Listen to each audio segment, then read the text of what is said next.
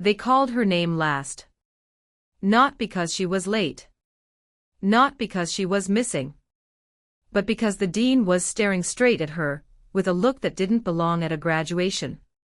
The applause died halfway through. She stood up anyway.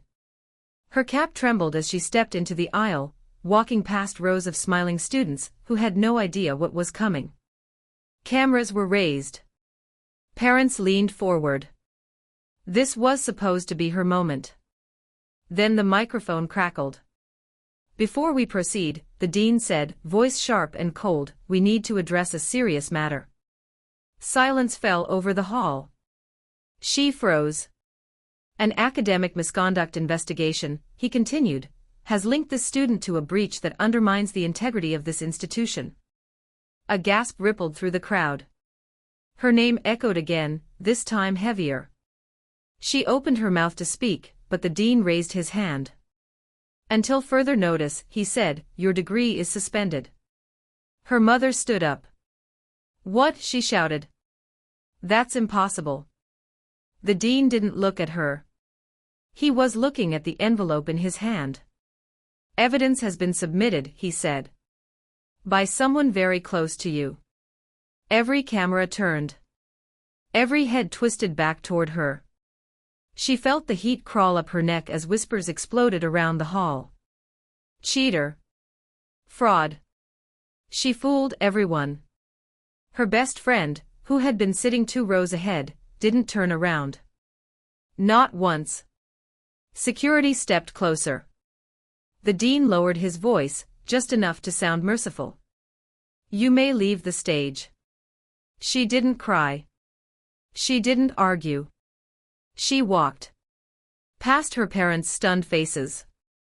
Past teachers who wouldn't meet her eyes. Past classmates who had celebrated with her the night before.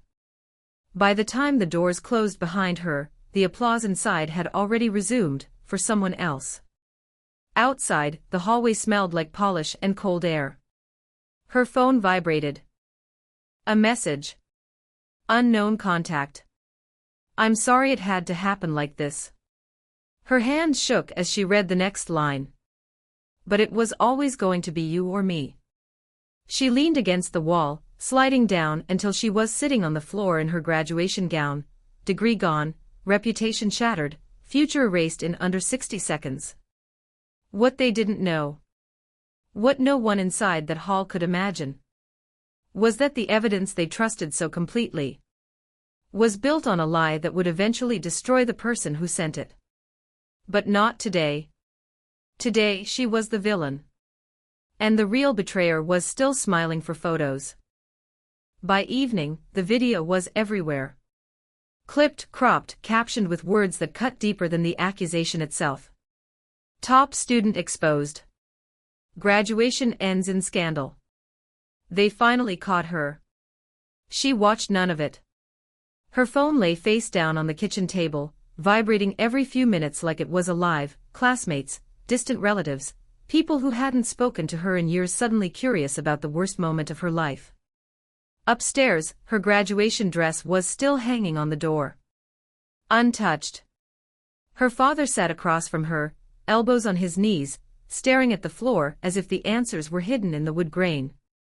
"They said there was proof," he finally said. "Actual proof." She nodded slowly. "I know. But you didn't," his voice cracked. "You wouldn't." She met his eyes for the first time since they got home. "I didn't." That was all she said. No long defense. No emotional breakdown. Just the truth, stated plainly, like it had always been. An email arrived that night. Subject, formal notice, academic review board. It was brief. Clinical. Merciless. Her access to the student portal was revoked. Her recommendation letters were placed on hold. Her name was removed from the graduation program's digital archive. For years erased with 3 clicks. At the bottom of the email was an attachment, evidence summary. She hesitated before opening it. Inside were screenshots, documents she recognized instantly. Her research drafts. Her thesis outline. Private files she had only ever shared with one person. The timestamps told a story she couldn't yet understand. The metadata didn't match her laptop. The upload location wasn't her dorm. And one small detail, so small it almost escaped her, made her stomach tighten. A formatting error she never used. She closed the file. Downstairs, laughter drifted in from the street. Graduates celebrating. Car horns. Music. Life continuing without her. Another message buzzed in. This time, there was a name. Lena. I know you're angry, the message read. But the board needed something concrete. I had no choice. She stared at the screen. Lena, her project partner. Her late-night study companion. The person who had cried with her over deadlines and dreams. You had a choice, she typed. 3 dots appeared. Then disappeared. Minutes passed. Finally. If I didn't submit it, they would have looked closer. At both of us. She exhaled slowly. So that was it. Fear disguised as necessity. Betrayal wrapped in survival. Another message followed, colder this time. Just let it go. Fighting this will only make it worse. She didn't reply. Instead, she opened her laptop. Not to defend herself. Not to beg. But to look quietly, carefully, at every detail they assumed no one would ever question. Because the truth was still there. Hidden. Waiting. And for the first time since the stage, she felt something other than humiliation. Clarity. They had taken her future. But they had left behind a trail. And she was the only one patient enough to follow it. The board didn't respond. Days passed. Then a week. Silence, the kind that wasn't neutral but deliberate. Her appeal request sat unread in the system, frozen behind a status label that read under review but felt more like already decided. So she stopped waiting. Every night, while the house slept, she sat at her desk with her laptop open and her notes spread out in careful rows. She recreated timelines. Compared versions. Checked file properties line by line. Not to prove innocence. But to understand the lie. The first crack appeared in the third document. The board's evidence showed the file had been uploaded from a campus IP address. On a night she wasn't even on campus. She checked her calendar.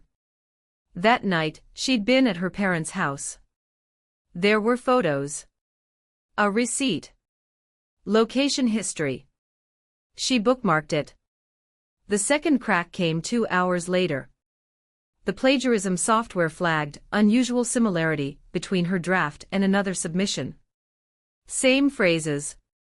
Same structure. But the other submission had been uploaded 6 minutes after hers. She leaned back in her chair. 6 minutes.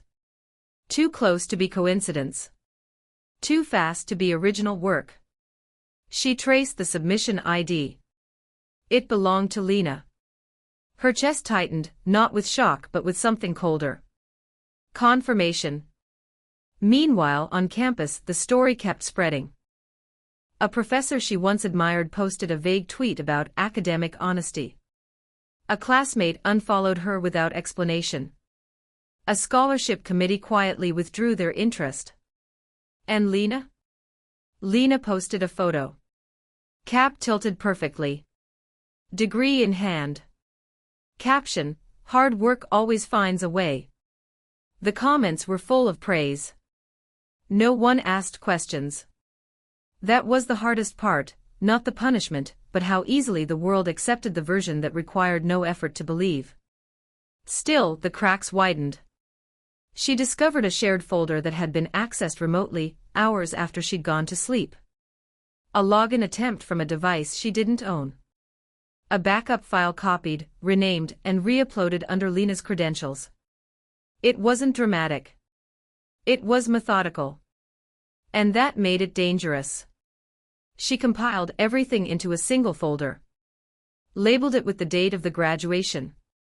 Then she stopped. Because she realized something important.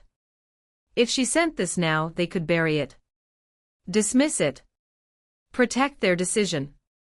The institution had already chosen its story. So instead of pushing harder, she went quiet. No emails. No posts. No interviews. She let them think she was broken. Meanwhile, the board scheduled a routine audit, standard procedure after any misconduct case. They didn't know she'd requested it anonymously weeks earlier. They didn't know the system logs would surface inconsistencies no one could explain away. And Lena? Lena started calling. Once. Then twice. Then every night. She didn't answer. Because lies, when left alone, don't stay stable. They expand. They demand maintenance. And the people who tell them always slip. Especially when they think the danger has passed. The final piece was already in motion. They just didn't know it yet. The email arrived on a Tuesday morning. No subject line. No apology. Just a request. Please attend a formal review meeting. Attendance required. She read it once. Then again. The room listed was the same one where final defenses were held, the place where students stood alone and proved what they knew. She arrived early. No gown this time. No cameras. Just quiet. The board members filed in one by one, folders thick with paper, expressions carefully neutral. The dean sat at the center, older somehow than he had looked on graduation day. They didn't ask her to speak. Instead, the IT director cleared his throat. During a routine audit, he said, "We discovered irregularities." The word hung in the air. He continued, detailing timestamps that didn't align, access logs that pointed to a single device, metadata altered in ways no student would ever think to hide. She listened. Hands folded. Face calm. Then Lena's name was mentioned. Once. Then again. The dean's voice was tight now. "Ms. Carter," he said, "your partner submitted materials that were misleading." Misleading. A soft word for what it was. The door opened. Lena stepped inside. She looked smaller than she had in the photos. Paler. Her eyes darted around the room, searching for something, sympathy, maybe. She didn't find it. When the evidence was laid out, Lena spoke too fast. Explained too much. Changed her story halfway through a sentence. The lie collapsed under its own weight. The board didn't raise their voices. They didn't need to. By the end of the meeting, the decision was unanimous. Her degree would be reinstated. Her record cleared. A public correction issued. As for Lena, the consequences were quieter. Permanent. Unappealable. Outside, the hallway felt the same as it had weeks earlier. Same walls. Same floor. But this time, she wasn't alone. The dean walked beside her. "We owe you an apology," he said. She nodded once. That afternoon, the university posted a statement. No names in the headline. Just facts. The comments noticed. Messages followed, some awkward, some sincere, some too late to matter. She didn't respond to most of them.